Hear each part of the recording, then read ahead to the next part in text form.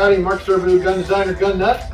I'm just sitting here eating crappy stuff that I shouldn't be eating and drinking coffee and putting as little effort as possible into making a video because I'm still not getting paid.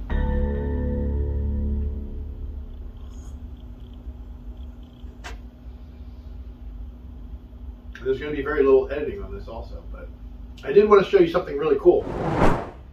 Okay, this isn't 3-day-old fish. It's a whole new thing. What this is first of all, look at the old trunnion casting for the BFG-50A, and then look at the new trunnion casting. I actually left more material all the way around it, and now we're machining it completely on the outside. So basically all surfaces are going to be machined, and no more cast-in nomenclature, because they kind of, it was always hit or miss. It was never really great looking, and it depended on how they did the setup. The ceramic slurry for investment casting, anyway, details. But this is really cool because we can count on this being absolutely precise, flat, square, and just awesome all the way around. And of course, when I first designed this, they didn't have the laser engravers that we can get now that are dirt cheap and really awesome. And so we're going to be laser engraving all the stuff on there.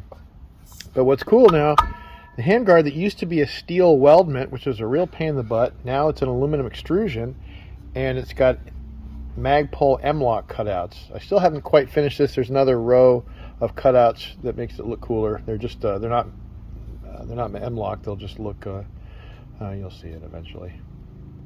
But this is kind of neat because, you know, the M-lock accessories, they're really easy to put on there. Now you may wonder what on earth a guitar tuner is doing here. Well, that's because this uses the same spoke system that I first came up with for the Diablos rifle, and you have to end up tuning these.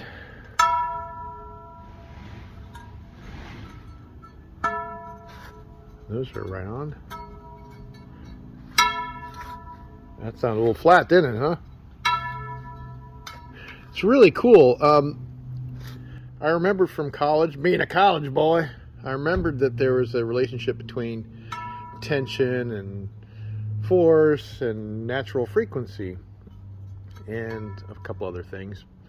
And an old college professor told me of this equation, and it was a really simple equation, and I'm not going to put it on the video because that would be too much work and I'm not getting paid for this video.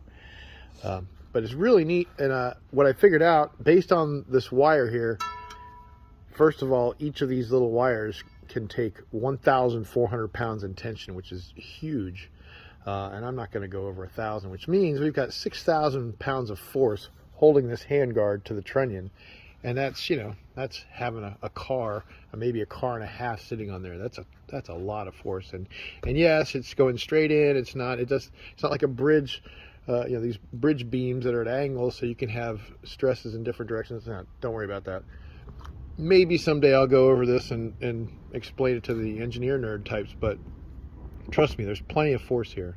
So this is a huge part of how this spoke, yeah, sort of bicycle spoke handguard came about. It's not really bicycle spokes, but it's same kind of stuff.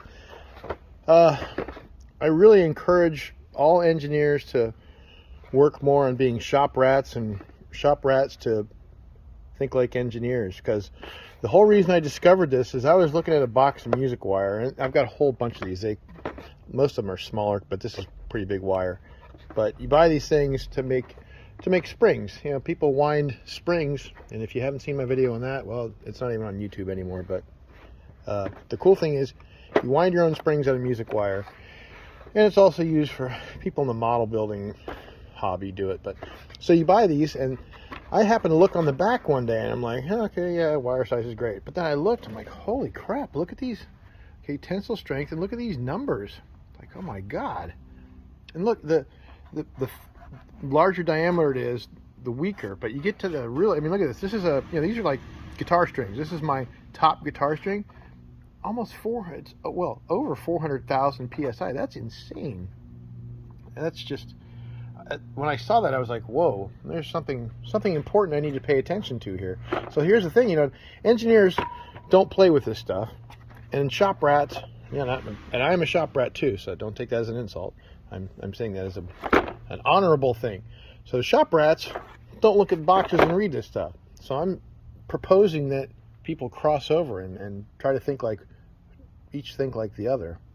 Because this was, when I discovered this, I was like, wow, this is huge. And because this is basically 1085 steel, which is, yeah, it's actually, no, yeah, it is 1085 steel. If you look at the specs for that, it's not really crazy strong. And as you can see right here, ultimate tensile strength. We really care about yield strength because we're not going to have it go to the point of failure, but it's only 78,000 psi for 1085 steel, just a regular old bar of 1085 steel. So why the hell is it 5 times as strong when it's drawn wire? Well, that's the secret. It's drawn wire, and when you draw steel into wire form, I don't want to get too technical with it, but the crystalline structure becomes more refined. This steel is actually a crystalline structure, so that helps to make it far stronger, and that's why you're seeing 400,000 psi instead of 78,000 psi, and that's an amazing difference, obviously, because that little tiny diameter wire, you know, if you had it in just regular steel, a steel bar, you would need something that's, you know, huge, like, I don't know, 3/8 diameter or something, and just and it wouldn't be practical. The thing would weigh too much. Anyway, interesting. Another cool ability this new handguard gives us is that it conforms to the M-LOK standard, but I'm not going to use the M-LOK nuts on the other side because this bipods on a 50 cal get a lot of force, and I don't trust having just 2 little, you know, fairly small area forces on these. Force over area, you know. So it's actually going to get a backing plate, and it's going to just have screws and lock nuts.